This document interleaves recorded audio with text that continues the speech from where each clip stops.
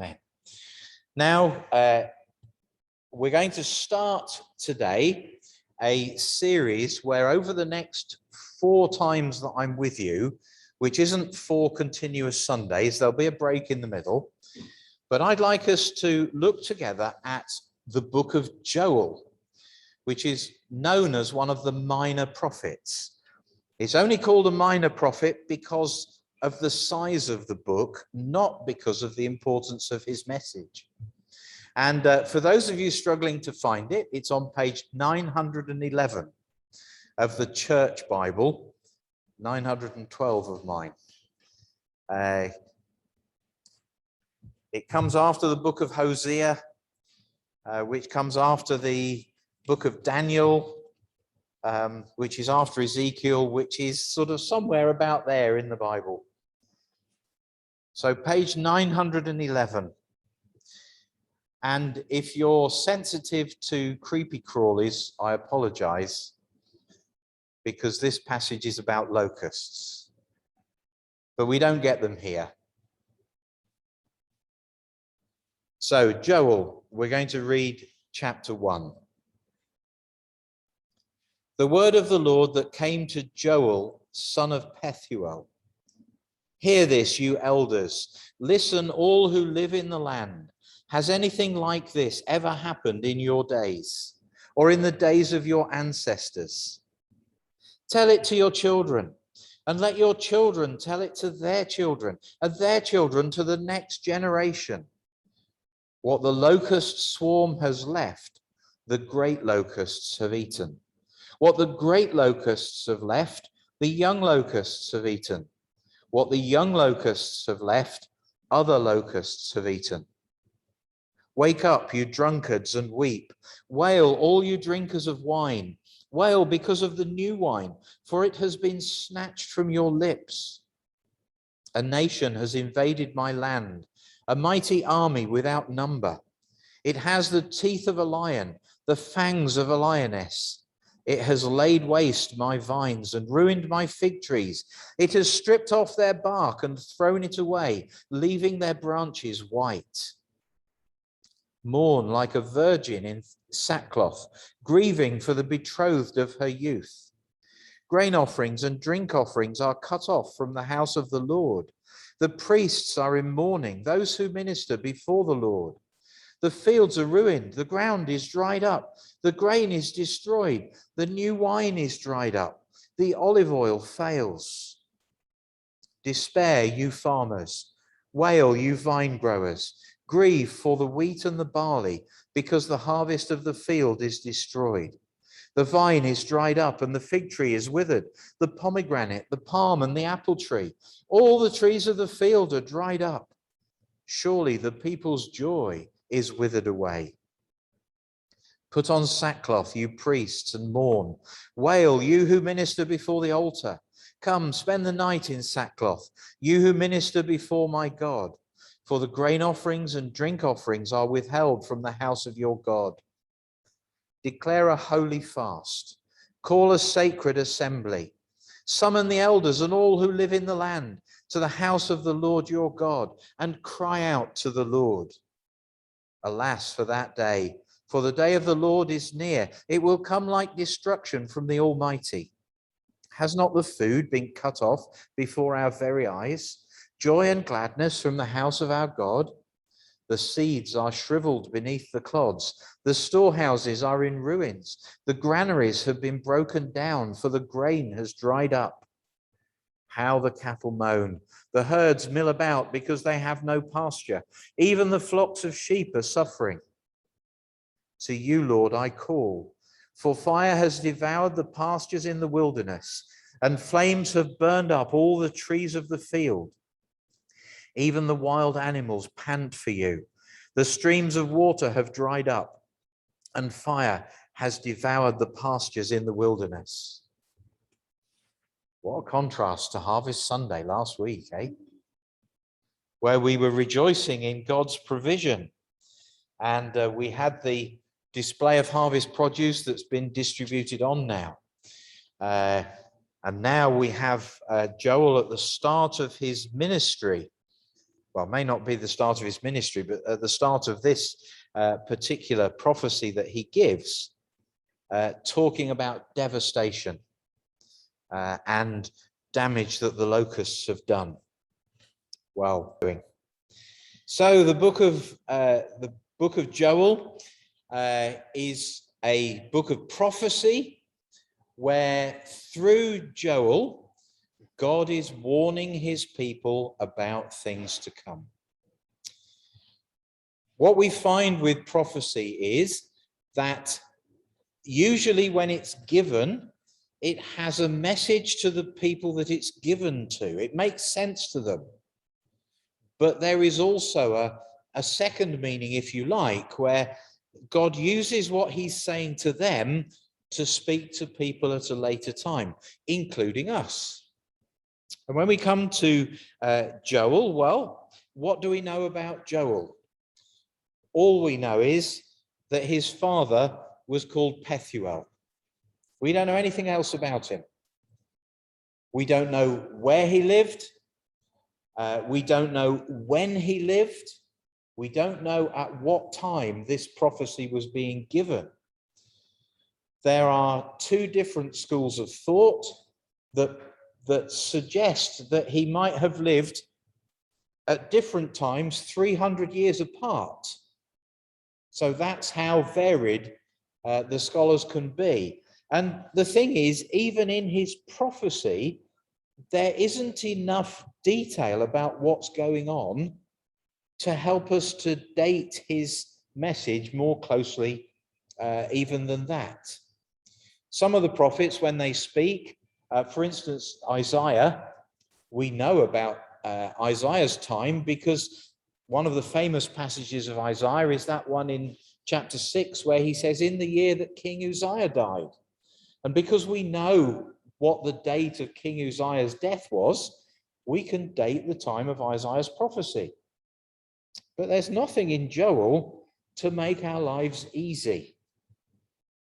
And it would also be useful to think, well, he talks about this great swarm of locusts that causes utter devastation, so much so that there isn't even enough food to bring to the temple to be sacrificed. Well, surely we can look back in history and see when that was. But the answer is it has happened so often that we can't even date it from that. Now, I don't know how much you know about locusts. My own experience is mainly confined to the locusts that we used to have in the school chemistry lab, not chemistry, biology lab, because they were used for experiments and things like that. You can't do that these days, although locusts are still used for that reason. Should I admit that my brother used to breed them for a laboratory in London as part of his day-to-day job as a laboratory technician. But if you see them in the wild, then they can be quite a threatening thing, especially when locusts swarm. They tell me that a swarm of locusts will eat anything and everything that is organic. So after a locust swarm has gone through, there is no grass, there's no leaves on the trees. It looks like the aftermath of some kind of, well, I don't know what. There really is nothing left. Locust swarms have been found 1,200 miles out to sea, away from the nearest land. As the locusts have finished eating all the stuff that they can on the land and have gone to try and look for somewhere else to get some food. In 1889, there was a locust swarm that covered 2,000 square miles. They estimated that in every square mile, there were 120 million locusts. And it was 2,000 square miles big. And it may have been the result of the generations that came out from 1881 when they found an egg mass of locusts that weighed 1,300 tons. Now, a locust is, about that big, and the eggs are tiny. Imagine an egg mass weighing 1,300 tons. And they reckon that if a locust lays eggs in June, it can have 18 million living descendants by October. That's a bit scary, isn't it? And Joel's message to the people that he's speaking to, the message that he gives from God is the locusts are coming. And it's going to be so bad that you are going to be talking about it for generation after generation. It says, tell it to your children. Let your children tell it to their children and their children to the next generation. This is such a devastating occurrence that people would be talking about it as much as we are still talking about the Second World War and even the First World War. It will be such a major point in history. And if you had to write 3 headlines based on what's in this chapter, I wonder what they would be. Think of some of the headlines that we've had just for the fuel shortage. This would be not 10 times worse, many times worse than that. Crops destroyed by unprecedented locust invasion. Food shortages. Swarm leaves nothing in its path. Church suspended. Nothing to use for sacrifices, so priests face redundancy. That's what it says, in effect, in this chapter. It says that the priests have got nothing in order to continue their worship of God and their sacrifices to God. Why? Because the locusts have taken it all away. And there's a call here to various groups of people. It says in verse 5, wake up, you drunkards, and weep. Wail, all you drinkers of wine. Wail because of the new wine, for it has been snatched from your lips.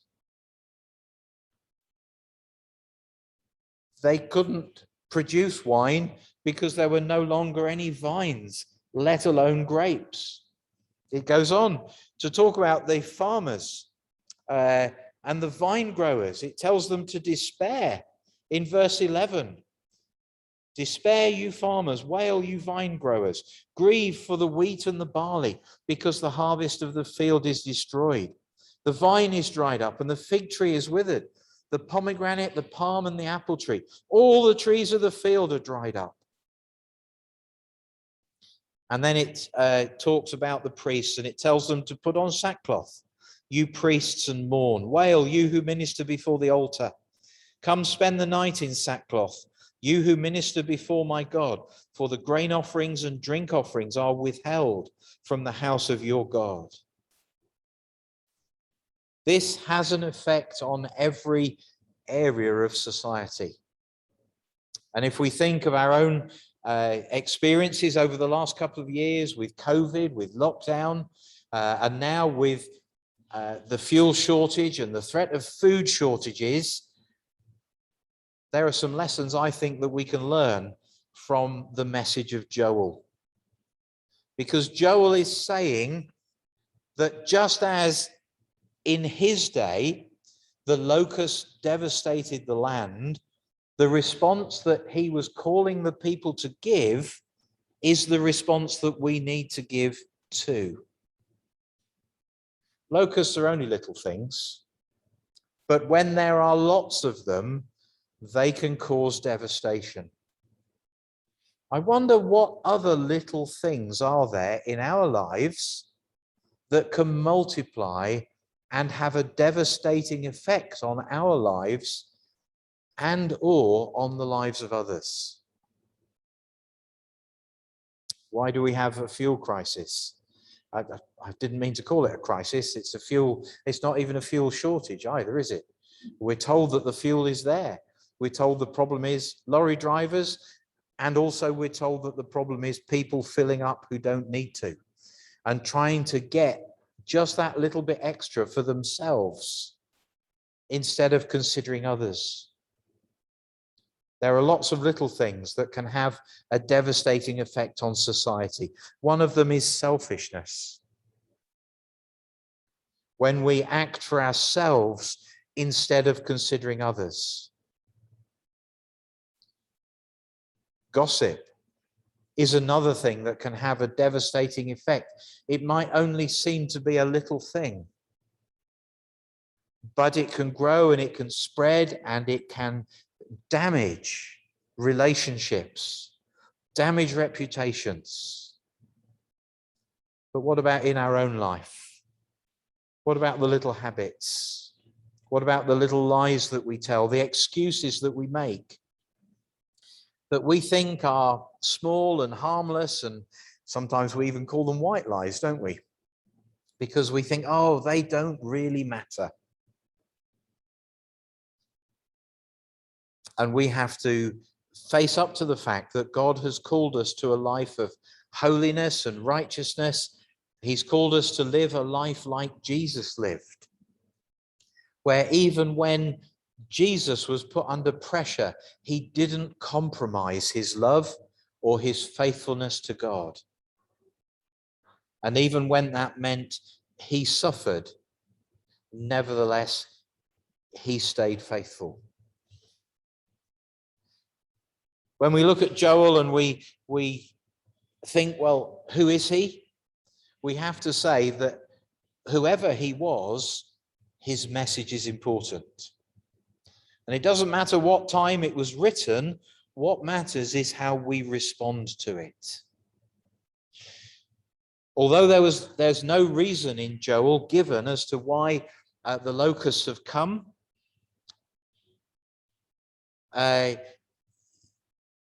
that probably means that we can take from this that this can be relevant to us.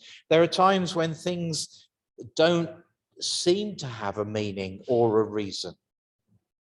So what should our response be? Well, look at what Joel says to the priests who don't have anything to offer in sacrifice to God.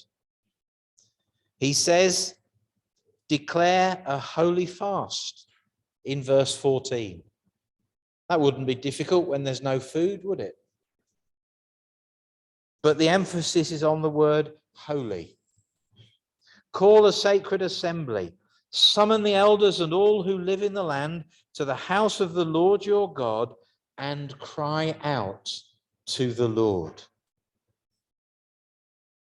When things are not going well, to say the least, we are encouraged to cry out to the Lord. You can think of so many passages in the Bible, I guess, where people cry out to the Lord. Just look at the Psalms and see how many times in despair the psalmist says, I call out to the Lord. And Joel has to say to the priests whose job was ministering before the Lord, you need to call a holy fast and you need to cry out to the Lord. It's no good taking everything for granted and assuming that everything is just going to carry on and that you can carry on doing what you're doing. The devastation that the locusts caused was a way to bring the people back to dependence on God.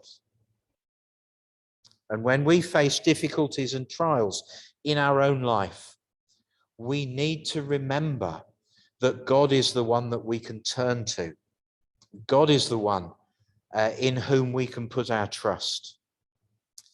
And as we'll see as the book goes on over coming times that we're together, we'll see what happens when people call on God. But did you notice those last couple of verses that we read?